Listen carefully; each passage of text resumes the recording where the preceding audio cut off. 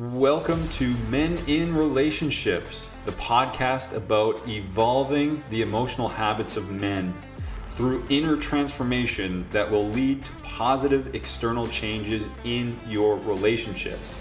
I believe there's a huge lack in support and vulnerability and discussion around these topics about men in relationships, and that's why I'm here talking to you today. So sit back, relax, and let's grow.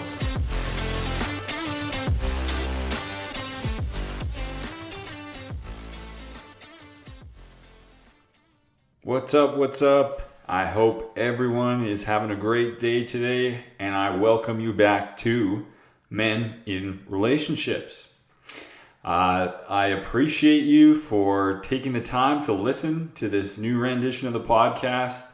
And just take a second to acknowledge yourself for taking the time to listen to something that will hopefully improve your life and the quality of your relationship. So today I wanted to talk about why are healthy relationships important? And obviously, if you're not in a healthy relationship, as I'm sure we've all experienced, every single person in the world has experienced an unhealthy relationship of some sorts, whether that's through a work relationship, whether that's a partner, a romantic partner that was toxic, or just it wasn't a right fit.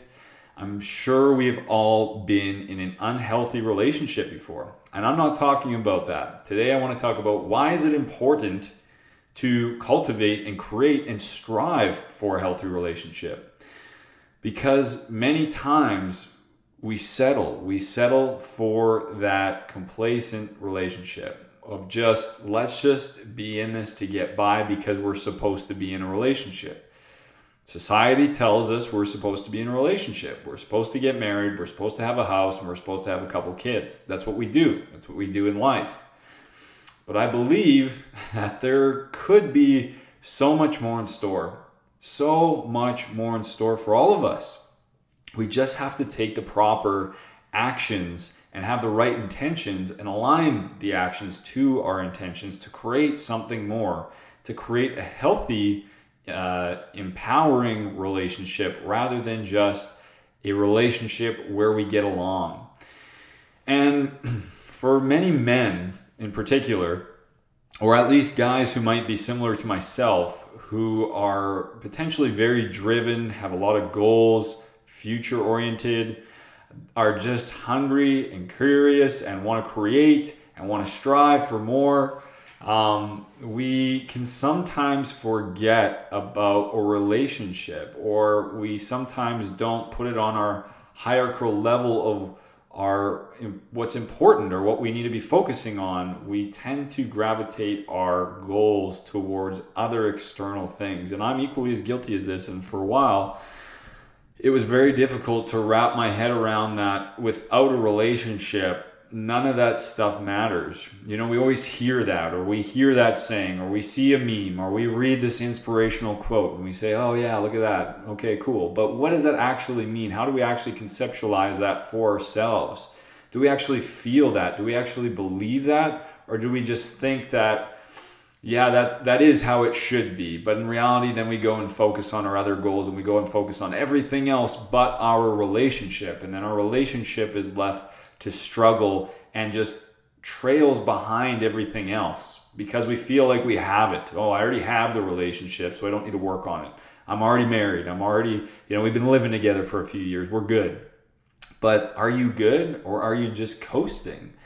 Are you just in it to be partnerships because it's comfortable, because it's what you are used to? And I like to think back to moments and times when I was single and when I didn't have clarity and I wasn't certain on if I would get into a relationship, if I would find that one. I think when we're single, we always have that little bit of underlying fear of, oh my God, what if I don't find my soulmate, or what if I don't find my partner? First of all, soulmates, yeah, I guess. That might be a term that floats around, but I think for the majority of people, soulmates are created. They aren't just these magical fairy tale things that are spawned from the heavens and now we have our soulmate and our life is amazing and everything is so magical. I'm sure there are some relationships like that, but for the majority of us, it's not like that. We don't have some fairy tale scenario happening around us in our relationship. We have to put in the work to cultivate and create it. And there's a misconception, mainly because of society and social media, of what people portray their relationships are like. But behind the scenes, there's a lot of real and raw emotion and triggers and working through things in two different perspectives and having two different individuals coming together. There's a lot of complex dynamics, not only externally, but psychologically, internally. And when those meet together, that creates potentially some conflict. And conflict, for one, is not a bad thing to have in a relationship. That means that we're being vocal and honest about how we see things, and that can be an amazing thing, because now when you bring that conflict to the surface, you can discuss it, and now you can combine two perspectives to make a more powerful solution. But I digress. Back to the moment of like we experience when we're single or we don't have that relationship. Why do we crave it? And that really dials into today's topic of why are healthy relationships important. So besides the fact that all our friends are doing it or everyone's getting married and society's telling me to, what are the fundamental, instincts, and what are the fundamental values that a relationship can bring into our life? What do we actually crave behind the desire to just get married because society is telling us to? And I try to think back to those moments where I was single and what I was really craving. And what we crave on a human level, as all humans crave, I believe we crave some sort of validation, connection, inclusion, respect, to be cared for and to care for, and to combine forces with someone else to create something greater, ultimately. And think about a perfect example of that is having a child. It's very difficult to have a child on your own. You need a partner for that. We need to co-create and combine and come together to create this miracle of a child, to create another human being. That's epic. And if we can create something so epic just through nature's evolution, think about all the epic things we can create when we combine our forces in other things outside of nature, such as goals, such as vision, such as whatever the environment within our household, our family environment, what we do with our time, how we feel, our emotions, our connectivity. Everything can be so much greater when we combine our perspectives, when we come together.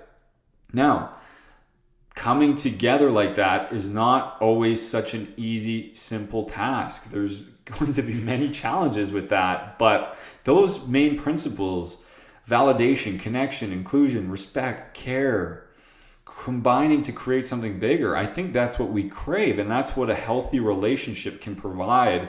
And that's why it's so important to seek and try to cultivate and create that within the relationship we have right now. And, another thing that I want to touch on is also creating an environment where there's trust and safety, because those are core fundamental principles of, again, what we need in some moments to survive. It's so nice to have a safe environment where we can trust the person that we're living with.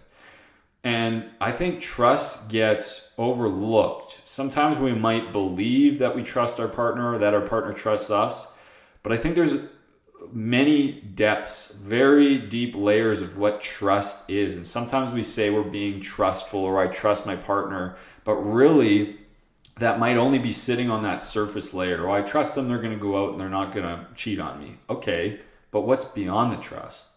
Do you trust that your partner sees who you are and fully accepts 100% who you are, and vice versa? Do you have the trust and vulnerability that you can tell your partner anything and everything, and they will be able to listen to you and accept you and see you for who you are? There are some very deep layers behind trust, and that gets cultivated over time. Obviously, you don't come out swinging out of the gates. Some people might, but that's very difficult to do. But cultivating that trust, I believe, is so important, and having that safe environment where we can open up and be ourselves and be seen for who we truly are, I think is so important, and also a fundamental need that we have as humans. And many times I think that men try to block that off and try to block that foundational part of a relationship off because it's uncomfortable to go there. But when we don't go there, and when we put our walls up, that is going to inhibit those deep levels of trust.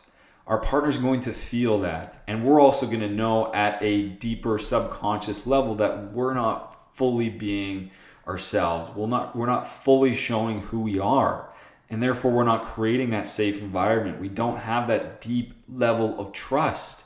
And when we don't have that, it's going to be hard to be validated for who we are. It's going to be hard to have those deep levels of connection. It's going to be hard to feel included and inclusive from our partner. It's going to be hard to feel fully respected or be fully cared because we're not being fully vulnerable. We're not going there all the way.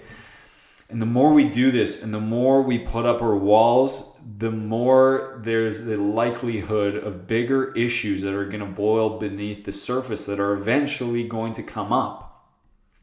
And when we don't have that safe environment where we can't fully trust or feel that we can be trusted, we'll be left to act out in negative ways because we're going to overcompensate or use defense mechanisms for shielding that true self.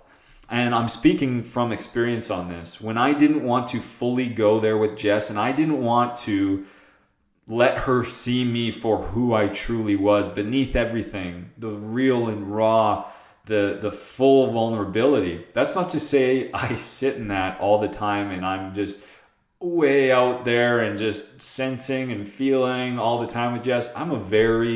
At times throughout my day, I'm very rigid. I get shit done. I'm highly motivated. I'm very productive. But at times, I still need to come and show my human side of me. Like put those walls down on a daily basis. Just because otherwise, I keep my armor on all the time. And if I'm wearing my armor all the time, I'm molding into this different person, and I'm straying away from my true authenticity of who I am, my true emotions, what I'm trying to bury, and bad stuff comes up. And for me, that was being grumpy, that was being angry. I was just emotionally closed off. I didn't want to talk about things that made me upset, that made me pissed off. I didn't want to have these deep conversations, and it just led and spiraled and snowballed from there into situations that just were not ideal at all. And on top of these unideal situations, I found myself continually using defense mechanisms. And there's so many defense mechanisms, but defense mechanisms basically are what are the shield, hiding who we are, hiding our true selves, hiding what's going to lead to that fruitful connection that we crave in a relationship. And some common defense mechanisms could be something like denial, or denying a fact or reality, and just saying that we don't want to talk about it. I'm just going to deny the fact that I'm struggling, or that I have these emotions that I'm having. We could have repression. This is where we have unsavory thoughts, painful memories, or irrational beliefs that can upset us. Instead of facing them, we may unconsciously choose to hide them in hopes of forgetting about them entirely. We repress who we are, we repress our thoughts, we repress these memories or feelings, And now we're repressing a piece of ourselves, again, blocking our true selves from our partner. They don't know what's going on. We're repressing memories, we're repressing thoughts to pretend like we are someone who we are not. And that in turn is going to lead to that inauthenticity with our partner. They're going to feel that we're not being fully truthful if we're not letting them in. There's defense mechanisms such as displacement. When something might have happened to us, or something pissed us off, or we got angry, and now we're displacing that on our child, on our partner, on whoever we're in relationship with. We're displacing that anger onto someone else, again, because something rubbed us, something hit our sensitive spots, and as men, we typically tend to displace that energy or put it onto something else, or I would just show up angry, and I would displace what shook me and what made me angry throughout my day, and I would displace that onto Jess. And that's one of the most unfair things we could do in a relationship, is displace that energy or that mood, whether it's anger, grumpiness, whatever it may be, of what we experienced throughout the day, and now we're displacing that onto our partner. And clearly that's going to lead to conflict, and then it goes a step further of I wouldn't even explore or let her into why I was displacing this energy, or I wouldn't tell her what happened in my day, and I would just close off and just displace that emotion onto her. And that's just such a dangerous thing to do. And naturally, especially as men, we tend to do that just to put our shield on, to look manly, to not talk about it. So let's just overcompensate by putting this anger onto someone else. And that someone else is usually our partner. Sublimation is another one, which is very popular, which is basically where we choose to direct strong emotions or feelings into an object or activity that is more appropriate or safe. So for example, instead of getting angry at your partner, you go work out or go for a run. Now this is one of the more healthy defense mechanisms, you could say, and probably one of the most popular ones. A lot of angry people and like going to the gym and throwing around weight. And yes, there's a place for that. And yes, it's important and I believe in it, but I also think it's the initiating step to, okay, let's get this out and let's, I guess, redirect these strong emotions or what I'm feeling onto this activity. So now I'm in a better state. And now because I'm in a better state, now I can bring what I'm feeling to my partner, or what's really going on beneath the surface, or my true self, or whatever I want to discuss, that if I would have discussed before this workout, probably would have ended badly. I would have got triggered easily. I wouldn't have been in the right mindset, in the right mind space to do such a thing. And there's multiple defense mechanisms that we can use. And I just think that we tend to gravitate to defense mechanisms to protect ourselves, to protect our vulnerable sides, especially as men. So I really want to challenge you, if you're listening and any of this is resonating, to try to face that full vulnerability and face that authenticity with our partner, because that is what is going to ultimately create that healthy relationship that we are craving. We're not just creating a relationship to be in a relationship, but remember those fundamental values and principles as why we wanted a relationship in the first place. We didn't want a relationship just to appease society and make our family happy. Maybe that's the surface level of it, but what's beneath it? What are we truly craving? And let's try to bring that back. And the only way to reap the rewards of that safety, that safe space, that trust, that vulnerability, that connection, that validation, being seen, to care and be cared for. The only way to really get and experience those things are within a healthy relationship. And I believe that the only way to get there is being fully authentic, raw, and real, to cultivate that deep level of trust and intimacy that is so necessary for that healthy relationship. So that was just on my mind tonight. I wanted to jump on this podcast real quick. And if you're listening to this, I hope that you are not going to settle. You're not going to be complacent It's so important, yes, to have big goals, big dreams, big desires, chase and create that amazing vision. But let's not forget about our relationships. Without our relationships, we don't have any of that. All those big things, all those big desires, all those dreams will probably not mean a thing if you were standing on the top of that mountain by yourself. Let's look within. Let's remember why we wanted to get into a relationship. Let's remember the core principles and fundamental values of relationships and understand why we want them and begin to cultivate them within our life. Starting today, starting now. Let's create that trust. Let's create that safe space within our relationship. Trust me, if I could do this, I guarantee you can as well. So I appreciate you all for listening. I would love to connect with any and all of you. Please reach out to me. Check me out on all my socials, Facebook, Instagram. Just my name, Joel Mahe, is on Instagram and Facebook. I will have links to my email on there. And if you want to get in touch by email, I have two emails. One is coaching@joelmahe.ca and the other is mahecoaching@outlook.com. So you can reach out to me if you have any questions, if you have any topics you want me to discuss on the podcast, or if you just simply want to connect. So that being said, I will see you in the next podcast. I hope you have a great day. Take care. Before I let you go, I just want to let you know what I've been up to behind the scenes. I've been busy building a program called the Emotional Evolution Process.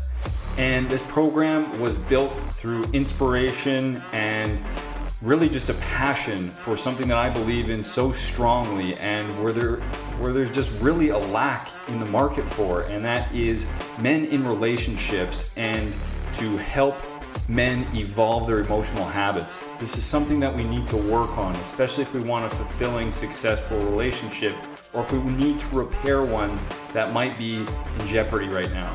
So, like I said, check me out on socials, send me a message on socials to connect. And if this sounds like a fit for you, I would love to hear from you. Other than that, have a great day.